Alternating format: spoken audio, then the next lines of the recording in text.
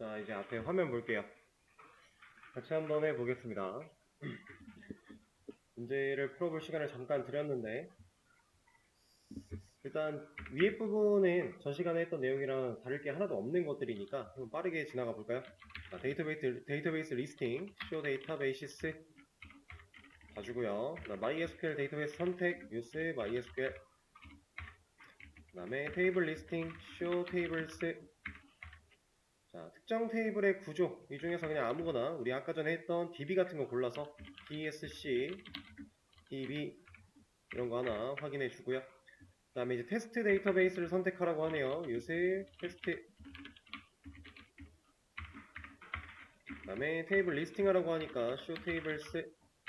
얘는 아무것도 들어있지가 않은 데이터베이스입니다. 그 중에 이제 A1 데이터베이스가 존재한다면 삭제해라. 자, drop 데이터베이스 if exit A1. 현재 우리한테는 A1이 있었기 때문에 지워질 수 있을 거고요. 그럼 create 데이터베이스 A1.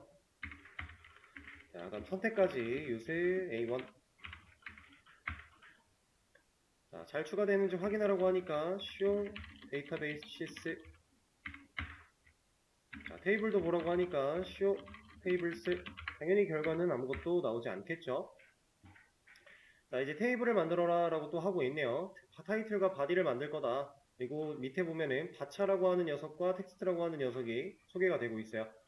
이거 이따가 타입 얘기 나올 때 다시 한번 알려드리긴 하겠지만, 우리가 지금까지 간단하게 써봤던 이 캐릭터라고 하는 녀석과 이 char, 다른 프로그래밍 언어에서도 다 캐릭터라고 표현하는 이 녀석 말고 이제 대부분의 문자는 사실 이걸로 표현을 많이 합니다. 바차라고 읽으시면 되고요. 뭐 읽는 방식이야 뭐 상관없으니까. 대부분의 이제 DBMS에서 문자들은 바차 가지고 처리를 할 것이다. 그리고 물론 DBMS마다 사용할 수 있는 데이터 타입, 그리고 주로 쓰는 데이터 타입이 약간씩은 차이가 있을 수 있어요. 근데 크게 고민을 많이 할 필요가 없는 게, 우리가 지금 MySQL 배우고 있는 상태에서 MySQL을 배우고 있는 상태에서 뭐 이런 타입들을 봤다라고 하고 오라클을 만약에 써야 된다, 이런 상황으로 바뀌었다라고 해볼게요. 기본적으로 제공되는 타입이 큰 차이가 있는 건 아니에요. 결은 다 비슷비슷해요. 근데 약간씩 차이가 있다 보니까 썼는데 안 되네? 그럼 얘는 이 타입이 없나 보구나, 안 되나 보구나 라고 하고 어디 가면 돼요? 여기 오면 돼요. 우리가 MySQL 데이터 타입, 뭐 오라클 데이터 타입 이렇게 검색하면 다 확인할 수 있는 거니까. 그리고 이 MySQL을 통해서 데이터 타입이라는 녀석들이 가지고 있는 특징을 어느 정도 배워 놓는다면 다른 언어가 사용하는 그런 설명 같은 걸 봤을 때 이해하기가 쉽겠죠? 결국 해야 되는 역할이나 이런 것들은 다 똑같은 것들이 있어요. 이름이 살짝 다를 뿐이고 사용하는 방식이 약간 다를 뿐인 거지 결국 비슷하니까 크게 고민할 필요가 없다. 자, 테이블 바로 만들어 보겠습니다. create 테이블 아티클 해줄 건데, 자, 타이틀이라고 하는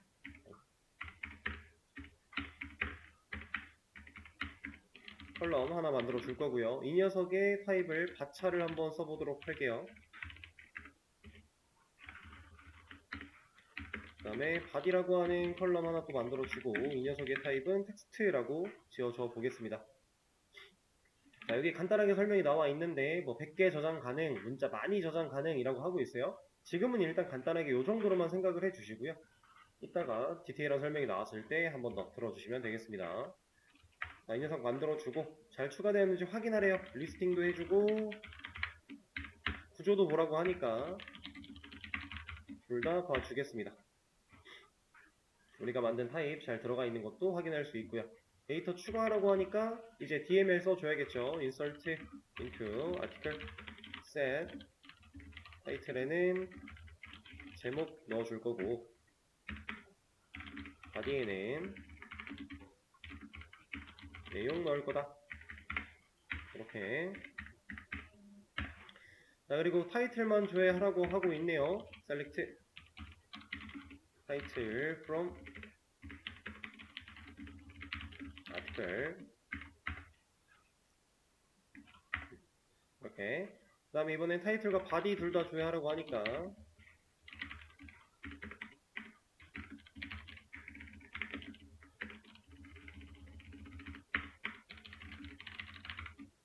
이렇게 조회를 해주겠습니다. 다음에 바디랑 타이틀 순서로 하라고 하니까 순서만 바꿔주면 되겠네요. 이렇게. 지금까지 하고 있는 건 크게 어렵지 않죠? 우리가 방금 전에 했던 내용이기도 하고 기초적인 SQL을 다루고 있으니까. 자, select from article. 모든 걸 다 줘야겠다 라고 하는 것까지. 그리고 하나 더 추가. 타이틀, 제목, 내용 둘 다 똑같이 들어가라고 하네요. insert into article. set 타이틀에는 제목, 바디에는 내용. 이렇게.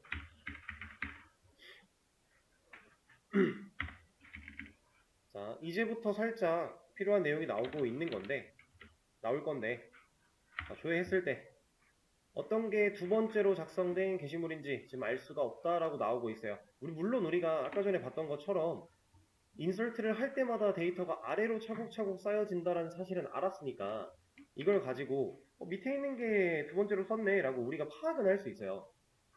이건 우리가 사람이니까 가능한 거예요. 근데 컴퓨터의 입장이라고 했을 때 이 데이터들을 가져다가 어딘가에 이걸 뿌려서 보여줬어요. 예를 들어 이 데이터를 가져서 보여줬어요. 그러면 확실히 밑에 있는 게 두 번째 글이라고 단언할 수 있어요? 이제 조금 생각이 필요해지는 거죠. 우리는 물론 데이터를 우리가 직접 넣었고 직접 넣은 상황에서 밑에 쌓인 거를 알고 있으니까 이 사실을 통해 유추를 하는 것 뿐인 거지 단언할 수가 없습니다. 이렇게 옮겨놓고 보면 더더욱이나. 그럼 이 상황에서 게시물이라고 하는 것들은 여러분들이 일반적으로 사용하는 게시판, 이런 카페 같은 데만 들어가 봐도요. 뭐가 좋을까요? 이런 데 아무데나 들어가서 이렇게 보면 이 글들이 다 순서가 존재해요. 실질적으로 보통 시간대 나열이 되어 있죠. 이게 가장 일반적이고, 그리고 이 게시물들은 어떤 이런 걸 잘 보시면은 여기에 번호가 이렇게 존재합니다. 이 번호가 존재하는 이유는 간단해요. 이 게시물에 대한 식별값이에요. 이거 없이는요, 뭐 제목 가지고 게시물을 판단할 수 있죠. 뭐 작성자 가지고 판단할 수 있죠. 시간 가지고 판단할 수 있죠. 할 수는 있겠지만 제목 동일하다고 뭐라고 하나요? 작성자 같은 사람이 썼다고 뭐라고 하나요? 시간 동일한 시간에 동일한 사용자가 게시물 두 개 쓸 수 없나요? 이것도 상황을 어거지로 만들면 아예 불가능한 건 아닙니다. 애초에 중복을 막지 않은 데이터들이에요. 그러면 제목이나 작성자나 시간이나 이런 것들은 모두가 다 동일할 수 있는 상황인데, 그때 서로 다른 게시물이라는 걸 증명하기 위해서 이러한 식별값 번호가 존재하는 겁니다. 모든 게시판은 다 이런 식으로 만들어 놔요. 그리고 지금 우리 상황도 마찬가지인 거예요. 지금 제목이랑 내용만 저장을 해놨더니 어떤 게 먼저 쓴 글이고 어떤 게 늦게 쓴 글인지를 우리가 눈으로 보고 알 수 있는 방법이 없다라는 거죠. 그래서 첫 번째로 말씀드렸던 날짜라고 하는 개념을 추가를 해서 이 데이터가 추가되는 시점을 기록할 수 있다라고 하면 어느 정도는 유추가 가능할 거고요. 그 다음에 두 번째로 말씀드렸던 이 식별값 ID 같은 걸 적용을 한다면 조금 더 명확하게 분리해서 판단할 수 있겠죠. 우리가 항상 데이터를 이제 다룰 때에는 이런 고유 식별값 혹은 이런 날짜 데이터 상당히 중요한 부분들입니다. 얘네가 빠져 있으면 데이터를 식별하는 데 문제가 있는 상황이 되게 많아요.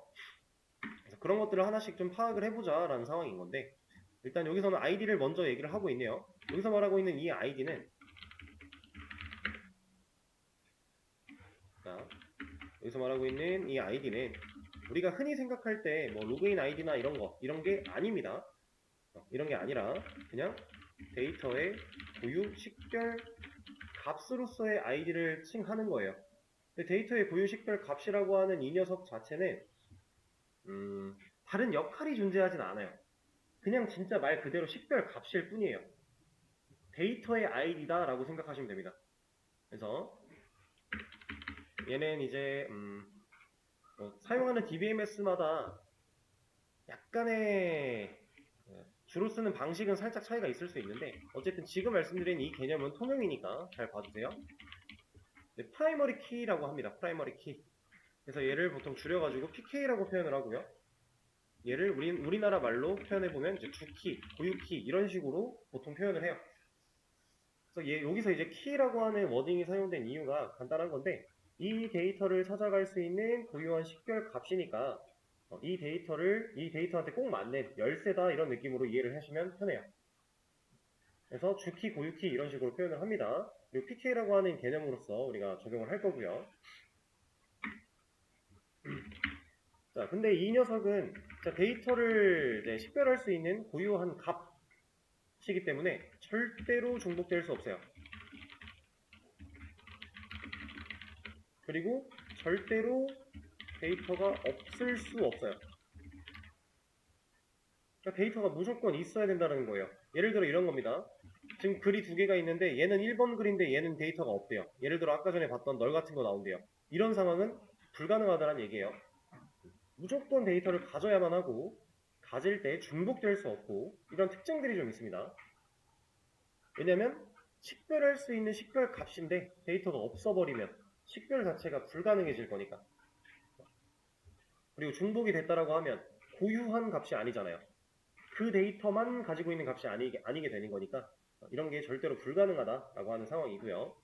근데 이런 의미를 가지고 있는 녀석인데 사실상 이 PK를 제대로 다뤄야 되는 이유는 얘 때문이에요. 우리가 현재는 테이블을 하나 만들어서 사용을 해보고 있고 간단한 테스트를 쿼리를 연습해보고 있는 상황인데 결과적으로 여러분들은 여러 가지 테이블을 놓고 그 테이블들을 서로 이렇게 여러 가지 테이블을 놓고요. 얘네들 서로 연결을 해서 데이터를 우리가 원하는 입맛대로 원하는 모양대로 꺼내올 수 있어야 돼요. 예를 들어 A, B, C, D라고 했을 때 지금 A와 D를 엮었고 B와 C를 엮었는데 여기서 또 엮을 수도 있어요. 이런 식으로 데이터를 엮어가지고 하나의 테이블인 것처럼 데이터를 뽑아내는 능력이 중요합니다. 그래서 제가 이런 얘기 드린 적 있어요. DML에 CRUD라고 하는 4가지의 기능이 들어있는데 그 중에서 사실 가장 높은 비율을 차지하는 건 select, 이제 아래에 해당하는 녀석이었다. 이런 얘기를 초반에 드렸었죠. 이게 다 select로 이루어지는 일들이에요. 사실상 insert, update, delete 이런 녀석들은 할 게 너무 뻔합니다. 예를 하나 들어볼까요? 우리가 게시판 기능을 만들어 놨어요. 사용자가 로그인을 하고 게시물을 작성을 했대요. 그럼 그 작성된 게시물이 데이터베이스에 저장이 되어야 리스트로 보여줄 수도 있는 거고 아니면 상세보기 같은 걸로 들어가서 상세하게 내용을 보여줄 수도 있는 거고 이런 게 가능한 거거든요. 실제로 저장이 돼야.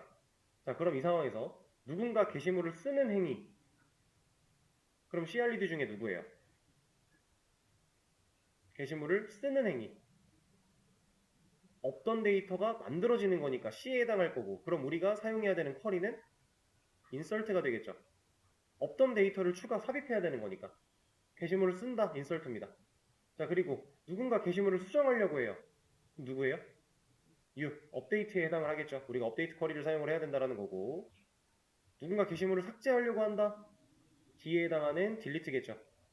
자, 그러면 게시물을 쓸 때 우리는 제목, 내용 입력할 것이고 첨부 파일 같은 거 있으면 넣을 거고 이런 거 입력하겠죠. 그리고 작성 버튼 누르면 우리가 입력한 이런 데이터들이 그냥 인설트 되면 끝이네요. 그렇죠? 그래서 얘는 할 게 뻔해요. 업데이트 볼게요.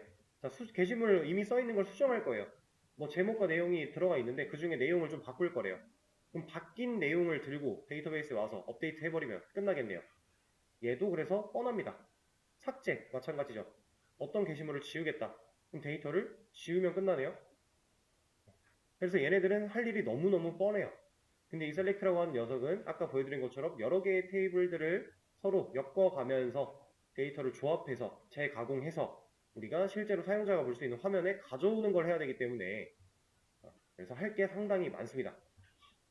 그래서 테이블을 엮는 이런 과정들은 여러분들이 나중에 이제 조인이라고 하는 개념을 통해서 또 배우시게 될 거예요. 우리가 다 배울 내용들이니까 일단은 그렇게 생각을 해주시고 자, 이제 또 마저 하던 얘기 좀 해보면 이 PK라고 하는 녀석이 MySQL이라고 하는 DBMS 안쪽에서는 보통 이제 ID로 다 얘기를 합니다.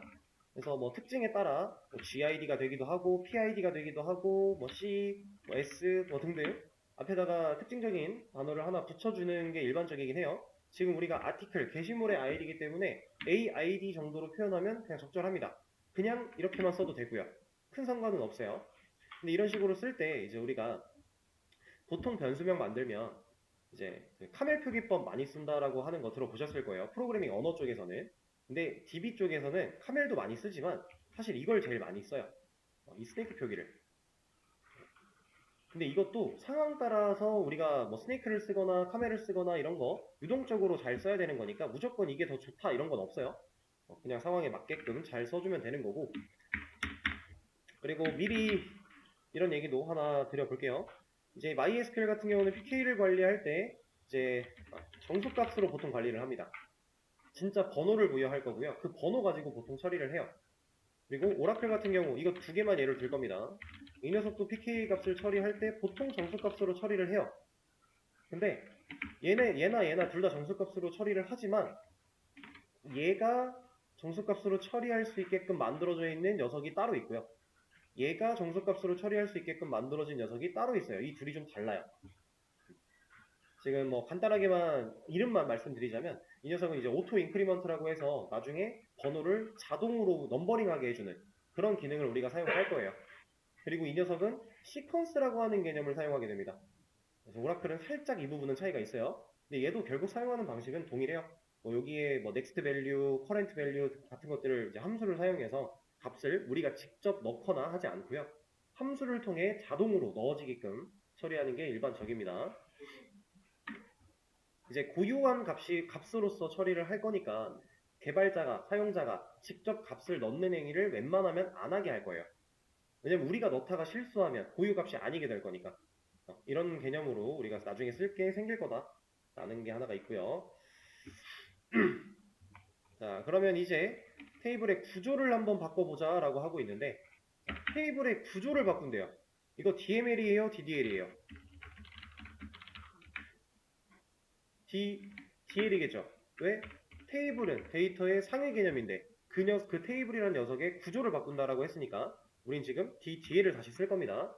자, 이 테이블의 구조를 바꿀 때 사용하는 명령어는 alter라고 하는 명령어가 있어요.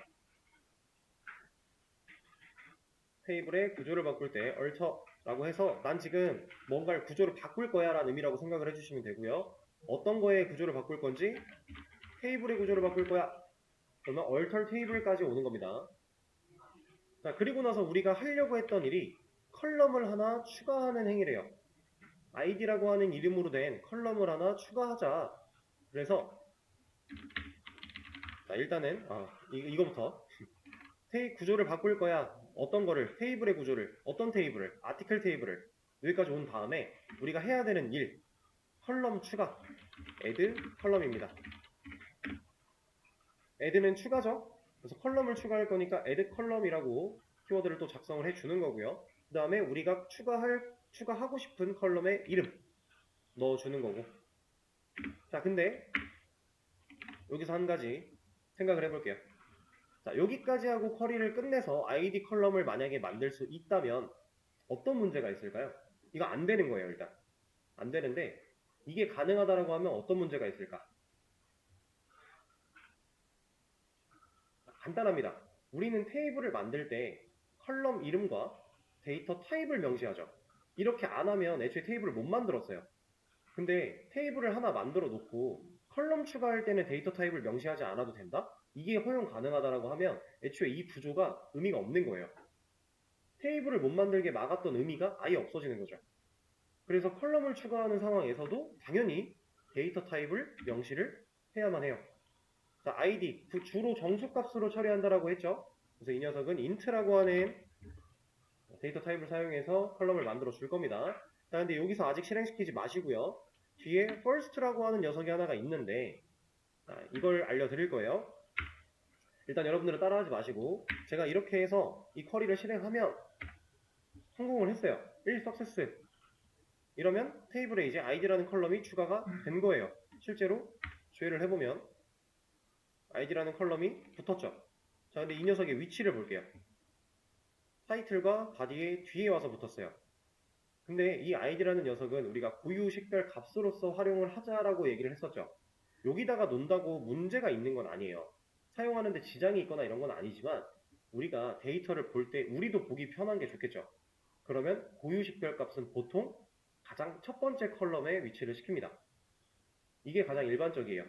그러면 이 녀석을 우리가 그냥 add 컬럼을 했을 때 맨 뒤로 와서 붙었다는 얘기는 따로 명시하지 않았을 때에는 기존에 있는 컬럼의 뒤에 와서 붙는다라는 건데, 여기 적혀 있는 이 first라고 하는 녀석이 이 새로 추가하는 컬럼의 위치를 맨 앞으로 이동시켜주는 역할을 할 겁니다. first 첫 번째잖아요. 그래서 지금 이건 따라하지 말라고 말씀드렸었어요. 이거 저 지울 겁니다, 다시.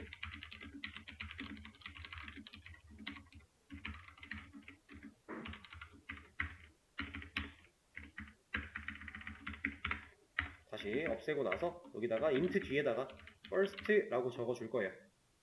그리고 나서 얘를 실행을 해보면 그때는 id라는 컬럼이 앞에 와 있다. 이렇게.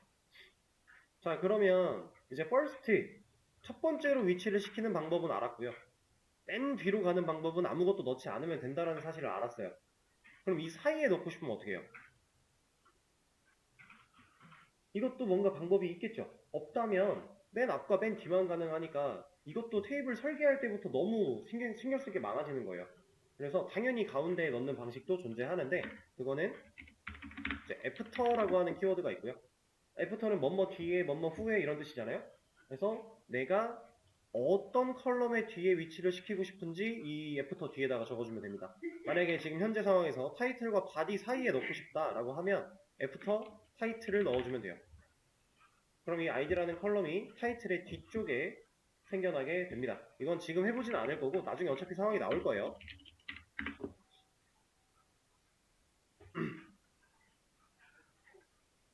자, 그럼 컬럼을 추가한 상태에 당연히 이거 한 번 더 실행하면 뭐라고 하겠죠? 한 테이블 안에 동일한 이름의 컬럼이 있을 수 없을 거잖아요. 당연히 이거는 못합니다. 이제 이미 존재하니까. 자, 데이터 조회하라고 했으니까 조회를 해보면 이미 조회를 하고 있지만 이렇게. 그 다음에 모두 다 널이 들어가 있어요. 근데 고유식별 값이라 데이터가 없는 게 말이 안 된다라고 했는데, 널이 들어가 있다는 건 데이터가 없다는 뜻이에요. 그럼 이거 허용되면 안 되겠죠. 그래서 이 녀석들의 값을 바꿀 겁니다. 자, 지금 여기서 기존 데이터에 id 값을 추가해라, id에 1이라고 넣어라 라고 되어 있는데, 잘 보세요. 이 부분에 1, 여기에다 1 넣으란 얘기죠. 우리가 써야 되는 쿼리가 인설트예요? 인설트로 넣어야 되나요? 여기서는 업데이트가 돼야 되겠죠? 왜냐하면 이미 컬럼이 존재하고 있는 상황에서 얘만 값을 바꾸는 작업을 해야 되는 거니까. 인설트는 애초에 데이터가 한 줄로서 채워질 거니까 이 녀석들을 건드릴 수 있는 게 아니잖아요. 그쵸? 이 차이를 명확하게 아셔야 됩니다. 업데이트 아티클 set id에 1 넣을 거고요. 지금 현재 상태에서는 이렇게 하면 id 컬럼의 값이 둘 다 1로 바뀌겠죠. 그렇죠? 조건 없으니까. 그래서 지금 당장은 사실 이 뒤에 적혀있는 이 조건부를, 이거 조건의 힌트인데 이 조건부를 우리가 명시를 하지 않아도 결과는 동일해요. 근데 이거는 여러분들이 하나 알고 계셔야 돼서 여기다가 힌트를 드린 건데, 만약에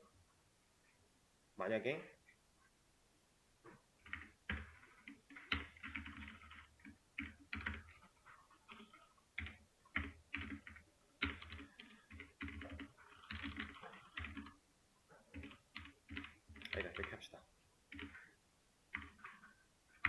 만약에 지금 우리 현재 테이블이 이렇게 돼 있었다라고 하면 지금 이렇게 쿼리를 날리면 얘네 셋 다 1로 바뀔 거잖아요.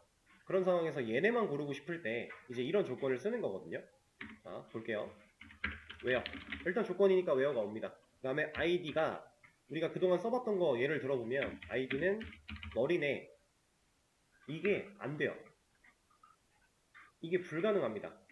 애초에 이런 건 없어요. 이거 뭐 됐다고 뜨지만 그냥 뭐 에러가 있다고 뜨진 않지만 변하지 않아요. 이건 조건을 검증할 수 없는 거예요.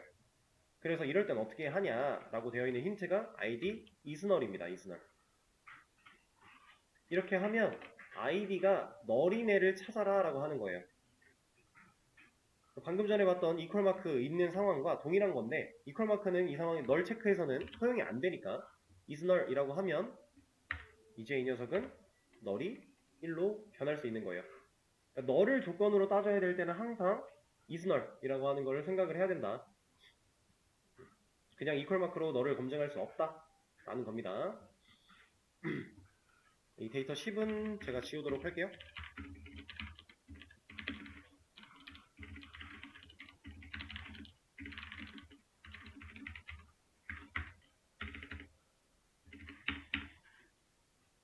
자, 이 상태에서 다시 구별을 해봤을 때 둘 다 수정이 되었다라고 하는 상황까지 체크를 했고, 자, 기존 데이터 중에서 한 개만 아이디를 2로 변경하라고 했는데 힌트에는 리밋 1이라고 적혀 있어요.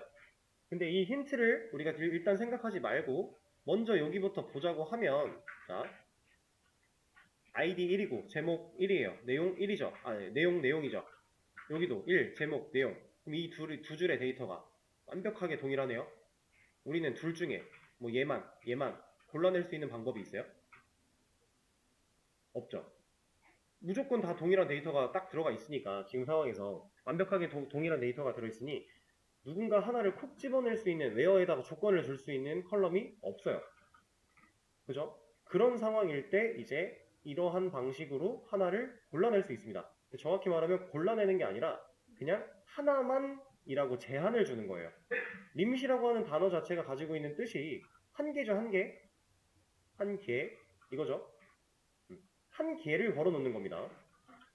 그게 리밋이에요. 자, 여기서 이제 또 한 개만 변경을 해줘야 되니까 업데이트 쿼리 해서 아티클 set id를 2로 바꿀 건데, 여기서 웨어로는 구별할 수 있는 방식이 없으니까 우리가 지금 쓰려고 하는 이 리밋이라고 하는 걸 넣어서 사용을 해보면, 일단 얘가 어떻게 동작하는지 먼저 보세요.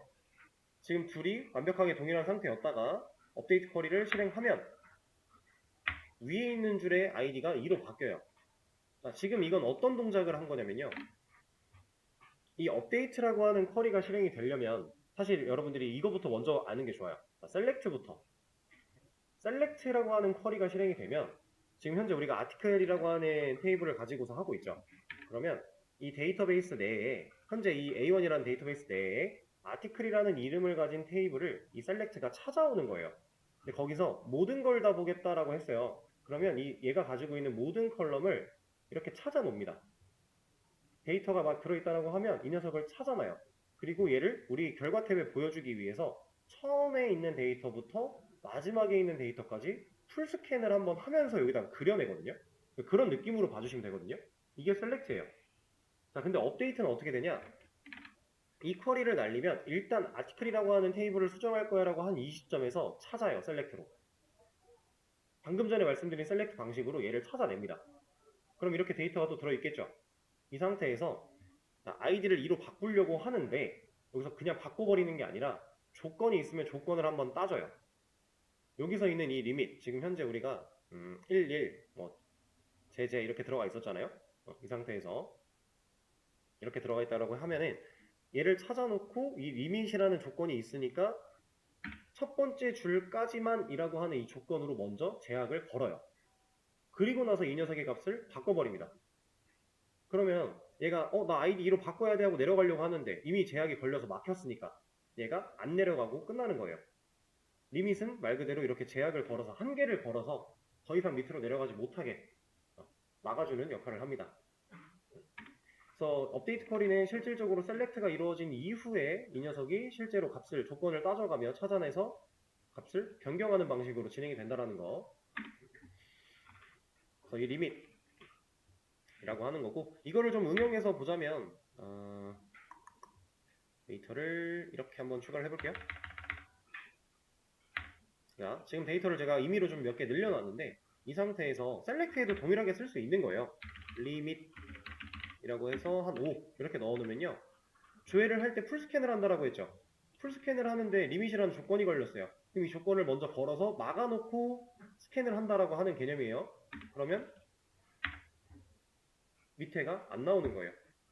막혀 있으니까. 풀스캔을 해서 그리려고 시도를 하려고 하지만 이미 조건으로 막혔기 때문에 그 밑으로 내려가지 않는 겁니다.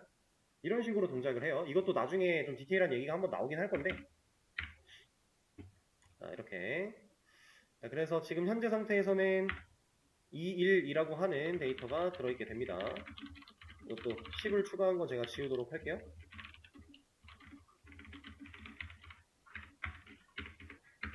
자, 그 다음에 데이터 조회.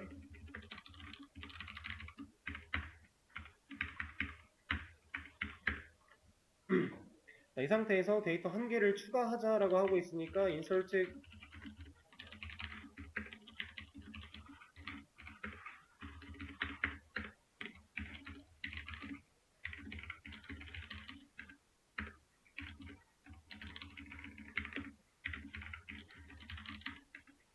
이렇게 넣어주면 되겠죠? 이제 id라고 하는 컬럼도 있으니까 값을 잘 넣어줘야 됩니다. 안 넣으면 널이 들어갈 거예요. 우리가 아직 PK로서 뭔가 자동으로 값을 줄 수 있는 이런 걸 처리하지 않았기 때문에 지금 현재는 우리가 직접 값을 넣어야 돼요. 그 다음에 다시 데이터를 조회하면 213이라고 들어가 있겠죠? 자, 이렇게 놓고 보면 실제로 우리가 작성한 게시물의 순서가 안 맞죠, 지금. 그쵸? 우리는 아무리 봐도 얘를 먼저 한 거고 그 다음에 얘를 한 건데 2, 1, 3이래요. 이 고유식별 값이 어느 정도 순서도 드러내주면 좋을 것 같은데 제대로 드러내지 못하고 있는 상황이에요. 그래서 이번 게시물의 데이터를 지울 거고요.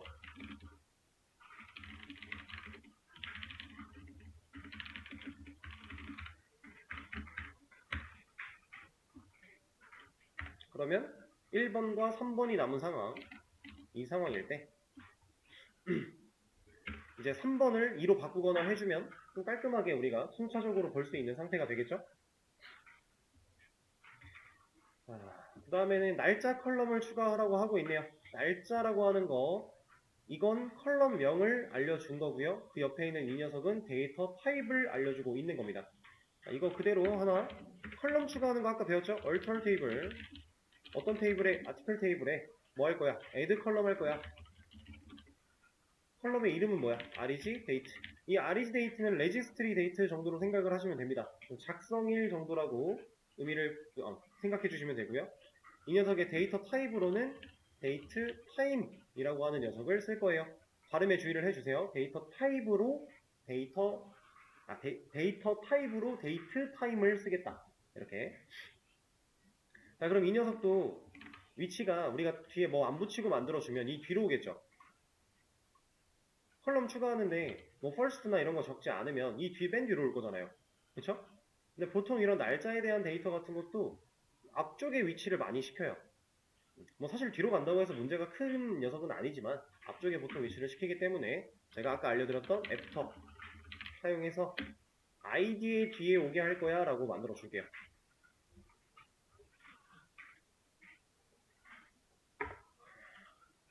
자, 여기까지 컬럼 추가해 주고요. 그 다음에 테이블의 구조를 보라고 하네요. dsc article. 그러면 우리가 추가한 위치대로 id 뒤에 잘 만들어졌죠?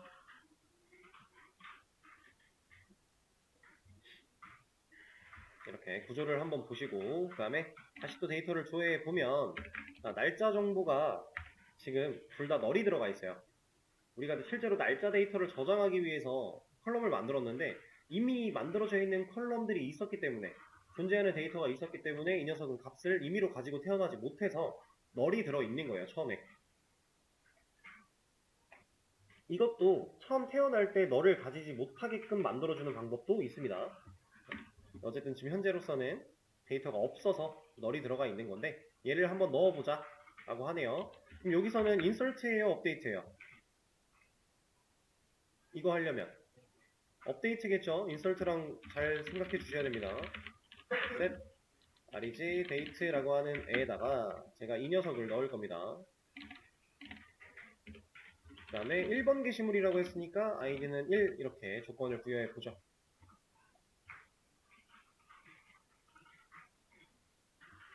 자, 근데 여기서 잘 보셔야 돼요. 얘를 실행하면 될까요? 이거 실행하면 될까요? 되거든요. 근데 왜 될까요? 이건 지금 문자 아니에요? 우리가 DBMS 들어와서 홀더함표 찍으면서 처리하는 것들 다 문자였죠. 지금 이거 홀더함표 찍혔으니까 당연히 문자 아닌가요? 근데 이 녀석 타임 뭐라고요? 데이트 타임. 실제로 우리가 DSC로 구조를 봤을 때에도 여기는 데이트 타임이라는 타입이 들어가 있어요. 다차나 텍스트가 아닙니다. 문자를 저장할 수 있는 타입이 아닌데 우리가 이렇게 문자를 넣어주면 얘는 돼요.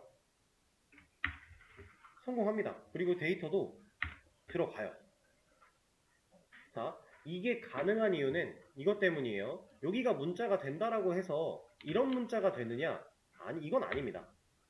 이거는 됐다고 하고 워닝이 나오고 있는데 실제로 조회를 해보면 이렇게 들어가 있어요. 그럼 방금 전에 이 데이터가 됐던 이유는 이것 때문이에요. 날짜 데이터라고 하는 이 녀석은 애초에 데이트 타임이라고 하는 이 데이터 타입은요, 형식이 정해져 있어요. 이걸 보통 이제 포맷이라고 얘기를 하는데, 이 포맷이 정해져 있는 상황이다 보니까 이 포맷에 맞게끔 문자로 넣어주면 얘를 날짜 데이터로 그냥 알아서 인식하겠다라고 되어 있습니다. 그래서 정해진 포맷대로만 넣어주면 우리가 날짜를 넣을 수 있어요. 그러니까 예를 들어 이런 거예요. 지금 우리는 24년 1월 30일인데 여기다가 30년 할 수 있어요. 들어갔죠, 실제로. 형태만 맞으면, 포매팅만 맞으면 이렇게 데이터를 넣을 수 있기 때문에 우리가 날짜 데이터를 다룰 때 생각을 잘 해야 됩니다. 실제로 사용 게시물을 작성한다라고 했을 때 사용자가 지금 작성하는 이 작성 1을 직접 입력을 한다면 그 게시판은 아마 난리가 날 거예요. 모두가 다 예언자인 것 마냥 미래의 날짜를, 아니 과거 날짜를 막 써놓고 나는 이때 이걸 예측했다 이런 식으로 막 우길 거 아니에요. 그런 게시판은 당연히 말도 안 되겠죠. 그래서 사용자가 직접 날짜 데이터를 입력하게끔 하는 행위는 없다고 보면 돼요. 거의 웬만하면. 우리 회원 가입할 때 내 생년월일 입력하는 거 이런 거 빼고는 없다고 보시면 돼요. 그러면 이런 식으로 데이터를 넣는 게 말이 안 되니까 이제 실질적으로 현재 시간과 날짜를 넣어줄 수 있는 함수를 다음 시간에 배워볼 겁니다. 그리고 지금 여기 보면은 이제 데이터 조회한다라고 하면서 이제 이번 게시물의 날짜 정보만 넣으면 됩니다라고 되어 있죠. 제가 아까 이 2번 게시물 지우고 나서 이 3번을 2로 바꿔주면 깔끔한 형태가 될 거예요 라고 말하고 안 했잖아요. 그냥 그렇게 생각하시면 돼요. 했다고 2번으로 바꿨다고 생각하시면 되고, 여기서는 저는 이걸 3번이라고 생각하고 진행을 쭉 하겠습니다. 밑에서 일단은 아까 이 상태로 다시 돌려놓고 조회를 한 상태에서 쉬는 시간을 가졌다가 다음 시간에 이어서 하도록 하죠.